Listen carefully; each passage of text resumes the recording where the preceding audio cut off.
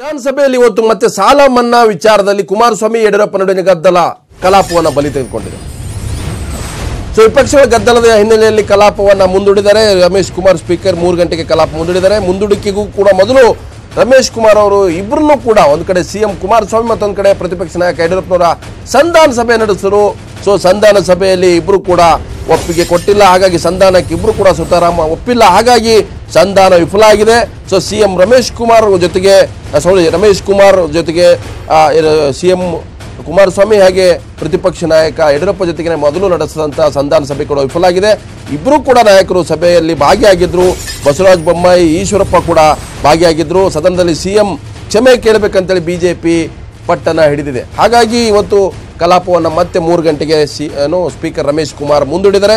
Speaker ಎದುರೇ ಖಡಕ್ಕಾಗಿ BJP ನಾಯಕರು ಹೇಳಿದರೆ ಸಂಧಾನಕ್ಕೆ ಒಪ್ಪಲ್ಲ, ಹಾಗಾಗಿ ಕ್ಷಮೆ ಕೇಳಬೇಕು ಸಿಎಂ ಕುಮಾರಸ್ವಾಮಿ, ಯಡಿಯೂರಪ್ಪನವ್ರ ಬಗ್ಗೆ ಹಗುರವಾಗಿ ಮಾತಾಡಿದ್ದಾರೆ ಅನ್ನುವಂಥ ಅಭಿಪ್ರಾಯವನ್ನು ಸ್ಪೀಕರ್ ಮುಂದೆ ಬಿಜೆಪಿ ನಾಯಕರು ಸ್ಪಷ್ಟಪಡಿಸಿದ್ರಿಂದಾಗಿ ಸಿಎಂ ಬೇರೆ ದಾರಿ ಇಲ್ಲದೆ ವಿಧಾನ ಪರಿಷತ್ ಕಲಾಪದಲ್ಲಿ ಭಾಗಿಯಾಗಲಿಕ್ಕೆ ತೆರಳಿದ್ದಾರೆ. ಹಾಗಾಗಿ ವಿಧಾನಸಭೆ ಕಲಾಪದಲ್ಲಿ ಬಹಳಷ್ಟು ಗದ್ದಲ, ಗಲಾಟೆ, ಆಕ್ರೋಶ ವ್ಯಕ್ತಪಡಿಸಿದ್ರಿಂದಾಗಿ ಸ್ಪೀಕರ್ ರಮೇಶ್ ಕುಮಾರ್ ಸದನವನ್ನು 3 ಗಂಟೆ ಮುಂದೂಡಿದರು. ಸಾಲ ಮನ್ನಾ ಮಾಡಿದ್ದೇವೆ, ಆಗ್ತದೆ, ನ್ಯಾಷನಲೈಸ್ ಬ್ಯಾಂಕ್ ಕ್ರಮೇಣ ಆಗ್ತದೆ, ಸಹಕರಿಸಿ. ಅಲ್ಲ, ನಿಮಗೆ ನೈತಿಕ ಹಕ್ಕ ಇಲ್ಲ, ಎದಕ್ಕೆ ಕೇಳ್ತೀರಿ? ₹1 ಮನ್ನಾ ಮಾಡಿಲ್ಲ ನೀವು ಮಳೆ ಬರಕ್ಕೆ ₹1 ಮಾಡಿಲ್ಲ, ಎದಕ್ಕೆ ಕೂಗ್ತೀರಿ? ಸಾಲನ ಯಾವತ್ ಮನ್ನಾ ಮಾಡ್ತಾರಂತ ಗೊತ್ತಾಗದೆ ಹೋದ್ರೆ ಇವ್ರು 1 ಲಕ್ಷ 2 ಲಕ್ಷ ಕಟ್ತೀವಂದ್ರೆ ನಮ್ಗಾಗ ಸುಸ್ತಿನ ಯಾರು ಬರೆಸ್ತಾರೆ? ಕಮರ್ಷಿಯಲ್ ಬ್ಯಾಂಕ್ನವ್ರು ಕ್ಲೋಸ್ ಮಾಡದೇ ಇದ್ರೆ ರೈತರ ಸ್ಥಿತಿ ಏನೋ? ಯಾವತ್ತವರು ಈ ಸಾಲನ ಕೊಡ್ತೀವಿ ಅಂತ ನಿಖರವಾಗಿ ಹೇಳ್ಬೇಕು. 3ನೇದು, ಸನ್ಮಾನ್ಯ ಯಡಿಯೂರಪ್ಪನವರು ಇವರಂತೆ ಗೌರವಾನ್ವಿತ ಹಿರಿಯರು ಈ ಸಭೆನಲ್ಲಿ ಈ ರೀತಿ ಅವರು ಓಡಿಸಿದ್ದು ಸರಿಯಾ ಅಲ್ವಾ ಅಂತ ನೀವು ತೀರ್ಮಾನ ತಗೋಬೇಕು.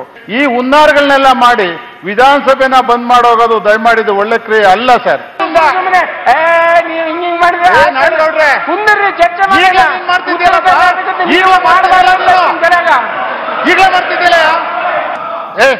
ಕೂತ್ಕೊಳ್ರಿ, ಸ್ಪೀಕರ್ಗೆ ಹೇಳ್ತಾ ಇರೋದು. ಯಾರೋ ಬಂದು ಕಾಲ ಚೆನ್ನಾಗಿಲ್ಲ, ರಾಹು ಕಾಲ, ಗುಳಿ ಕಾಲ ಅಂತ ಹೇಳಿ ಅಸೆಂಬ್ಲಿ ಮ್ಯಾನೇಜ್ ಮಾಡೋ ಲೆವೆಲ್ಗೆ ಬಂದ್ರೆ ನಮಗೇನಿದ್ ಗೌರವ ತರೋದಿಲ್ಲ ಸರ್. 6 ತಿಂಗಳಲ್ಲಿ ನಿಮ್ಮ ಸಾಧನೆ ಏನು ಸ್ವಾಮಿ? 377 ರೈತರ ಆತ್ಮಹತ್ಯೆ, 45,000 ಕೋಟಿ ಸಾಲ ಮನ್ನಾ ಮಾಡ್ತೇವೆ ಅಂತ ಹೇಳಿ ಇದುವರೆಗೆ ನೀವು ರಾಷ್ಟ್ರೀಕೃತ ಬ್ಯಾಂಕಲ್ಲಿ ಸಾಲ ಮನ್ನಾ ಮಾಡಿರುವಂಥದ್ದು ಕೇವಲ 50 ಕೋಟಿ. ಮತ್ತೆ ಸಹಕಾರಿ ಕ್ಷೇತ್ರ ಸ್ಥಿತಿ ಏನಾಗಿದೆ ಅಂತ ನಿಮಗೆ ಗೊತ್ತು, ನಾನು ಮಾತನಾಡೋಕೆ ಹೋಗೋಲ್ಲ. ಆದರೆ ನನ್ನ ಮೇಲೆ ನಾನೇನೋ ರಾಷ್ಟ್ರೀಕೃತ ಬ್ಯಾಂಕಿನ ಅಧಿಕಾರಿಗಳ ಮೇಲೆ ಒತ್ತಾಯ ತಂದು ಈ ಸಾಲ ಮನ್ನಾಕ್ಕೆ ಅಡ್ಡಿ ಮಾಡಿದ್ದೇನೆ ಅನ್ನೋ ಅರ್ಥ ಬರೋ ರೀತಿಯಲ್ಲಿ ಹಗುರವಾಗಿ ಮುಖ್ಯಮಂತ್ರಿಗಳು ಮಾತನಾಡುವಂಥ ಅವ್ರಿಗೆ ಶೋಭೆ ತರುವಂಥದ್ದಲ್ಲ. ಮುಖ್ಯಮಂತ್ರಿಗಳು ಕ್ಷಮಾಪಣೆಯನ್ನು ಕೇಳಿ, ಎರಡನೇದು